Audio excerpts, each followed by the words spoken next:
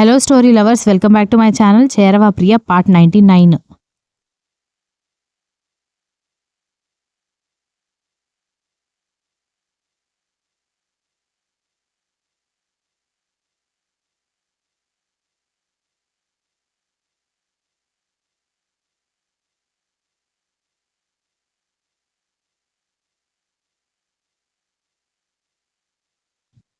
నానమ్మ, నీకు అర్థం కావడం లేదు. నా వల్ల జరిగిన పొరపాటు నేనే పరిష్కరించాలని వాళ్ళ నాన్నని తనని కలపాలని ఇంత కష్టపడుతుంటే నువ్వేంటి ఇలా మాట్లాడతావు అనగానే, ఏంటిరా పొరపాటు, దేనికిరా పొరపాటు జరిగింది?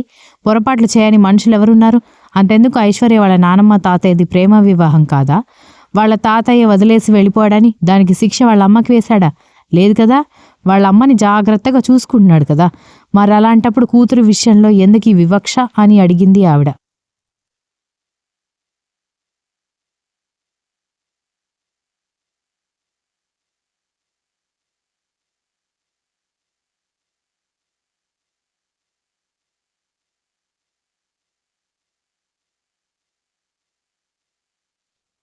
దాంతో విజ్జు వాళ్ళ నాన్నమ్మ వైపు చూసి, తల్లి తనకి పుట్టిన కూతురు ఎప్పుడూ వేరు వేరే.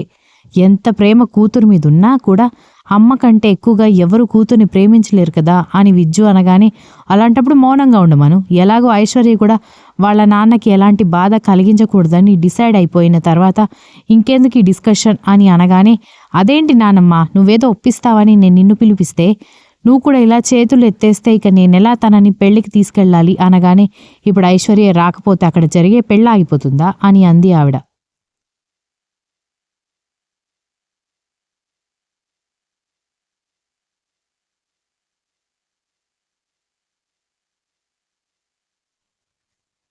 ఆగిపోకపోయినా కానీ పాపం సంజయ్, సంగీత ఫీల్ అవుతారు కదా నానమ్మ అనగానే, అలా అనుకునే కదా ఐశ్వర్య ఎంగేజ్మెంట్కి వచ్చింది. మరి వాళ్ళ నాన్న ఏం చేశాడు అని అనగానే విజ్జు మౌనంగా ఉండడంతో, చూడు, కోపం వస్తే కొట్టి తిట్టడం ఒక రకం, లేదంటే మాట్లాడకుండా డిస్టెన్స్ మెయింటైన్ చేయడం ఇంకో రకం. కానీ అలా అలిగి వెళ్ళిపోవడం కరెక్ట్ కానే కాదు. ఆయన అలిగి వెళ్ళిపోయినందుకే ఇక్కడ ఐశ్వర్య హర్ట్ అయింది అని చెప్పింది బామ్మ.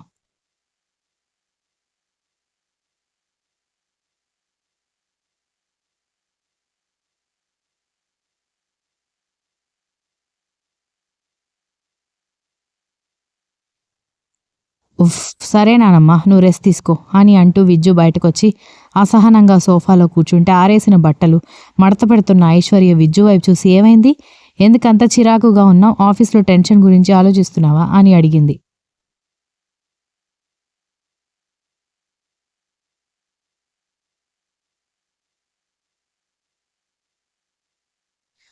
ఆఫీస్లో టెన్షన్ అయితే ఆఫీస్లోనే వదిలేస్తాను. దాన్నెప్పుడు ఇంటి వరకు మోసుకుని రావడం నాకు అలవాటు లేదు.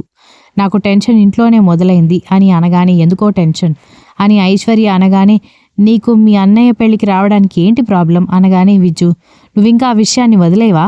అయినా మా అన్నయ్య పెళ్లి గురించి నాకంటే ఎక్కువగా నువ్వెందుకు ఆలోచిస్తున్నావు?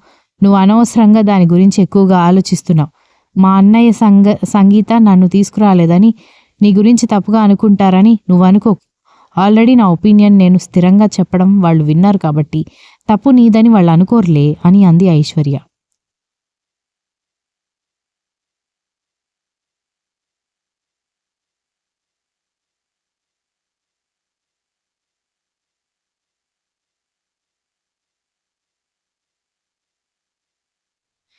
వాళ్ళు నా గురించి తప్పుగా అనుకుంటారని కాదు, నా గురించి నేను తప్పుగా అనుకోకూడదు.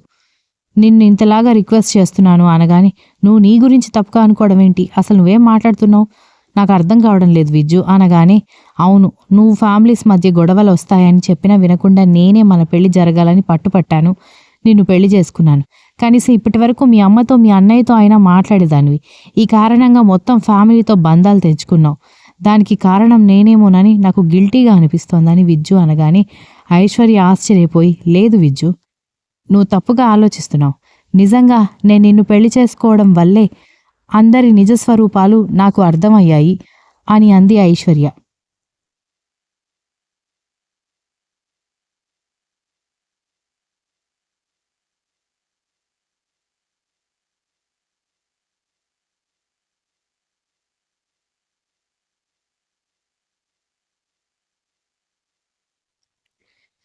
అది కాదు అంటున్న విజ్జు పెదాల మీద మాట్లాడొద్దన్నట్టుగా ముద్దు పెట్టి, చూడు విజ్జు, నేను నిన్ను తప్పు పట్టాలి అనుకుంటే, లేదంటే నువ్వు గిల్టీగా ఫీల్ అవ్వాలంటే నేను నిన్ను ఏమైనా అని ఉండాలి. కానీ నేను నిన్ను ఏమనలేదు.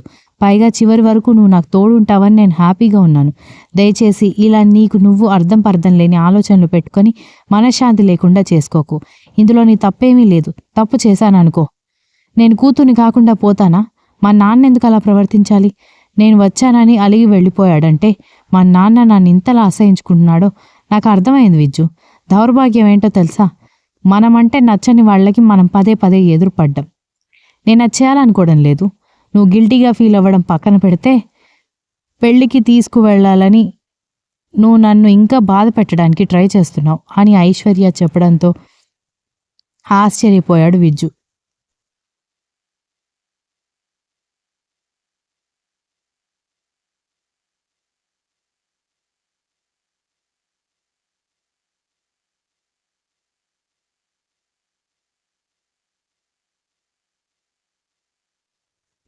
సారీ బేబీ, నేను నిన్ను ఇంకా ఇబ్బంది పెట్టనులే, నీ ఇష్టం. నువ్వు వెళ్దామంటే వెళ్దాం, లేదంటే లేదు అనగానే థ్యాంక్స్ అని చెప్పి మడతపెట్టిన బట్టలన్నీ తీసుకెళ్లి కబోర్డ్లో అరేంజ్ చేసింది.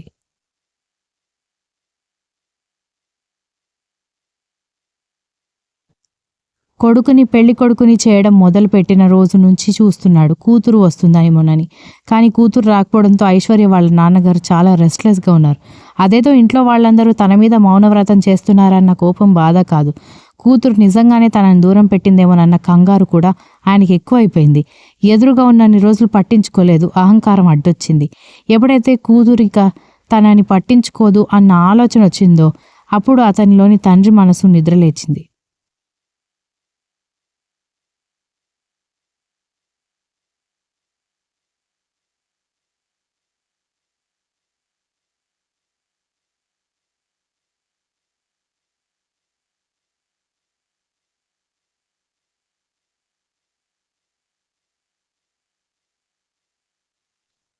ఇంకా అవ్వలేదా, పెళ్లి కూతురు వాళ్ళు మండపానికి వెళ్ళిపోయారంట, త్వరగా కానివ్వండి అని ఐశ్వర్య వాళ్ళ నాన్నగారు అంటూ ఉంటేనే, అయిపోయింది, రెడీ అవుతున్నామని సీరియస్గానే చెప్పి అత్తగారిని కొడుకుని తీసుకొని పెళ్లి మండపానికి ఐశ్వర్య వాళ్ళ అమ్మగారు వెళ్ళిపోతే మిగిలిన వాళ్ళందరూ తర్వాత నెమ్మదిగా మండపానికి వచ్చారు.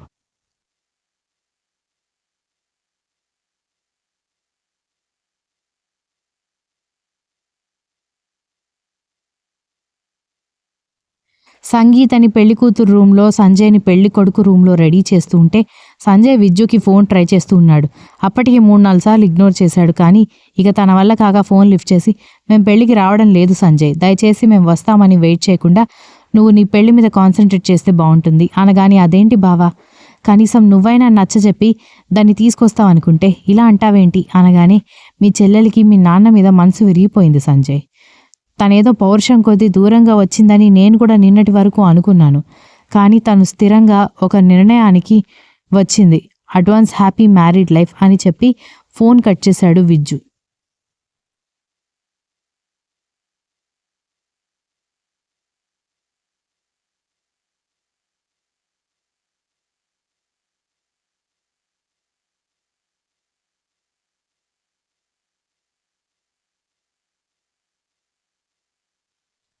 దాంతో సంజయ్ కోపంగా అసహనంగా అటు ఇటు తిరుగుతుంటే, ఏంట్రా ఇంకా ఇలాగే ఉన్నావు, పూజారి గారు నిన్ను పిలుస్తున్నారని వాళ్ళ అమ్మగారు పిలవడంతో వెళ్ళి పెళ్లిపీట్ల మీద కూర్చుని, ఇంతలో సంగీత కూడా రాగానే పెళ్లి కార్యక్రమాలన్నీ అవుతూ ఉండగా తాళి కట్టే చివరి క్షణంలో, నాన్న నేను మీకు ఒక విషయం చెప్పాలి అని సంజయ్ లేచి నిలబడ్డంతో అందరూ ఆశ్చర్యంగా చూస్తుంటే, మీరు అనుకుంటున్నట్టు ఇది పెళ్లిళ్ల పేరే ద్వారా వచ్చిన సంబంధం కాదు, నేను సంగీత ప్రేమించుకున్నాం అనగానే సంగీత వాళ్ళ పేరెంట్స్ ఇప్పుడు ఎందుకు చెప్తున్నాడని అయోమయంగా చూస్తూ ఉంటే సంజయ్ వాళ్ళ నాన్న ఆశ్చర్యంగా చూసి, అయితే ఏంటి, ప్రేమించుకుంటే ఏంటి, ప్రేమించకుండా పెళ్లి చేసుకుంటే ఏంటి, మేమైతే ఒప్పుకున్నాం కదా అనగానే, మరి ఐశ్వర్య పెళ్లిని ఒప్పుకోవడానికి ఏంటి నాన్న సమస్య అని అడిగాడు సంజయ్.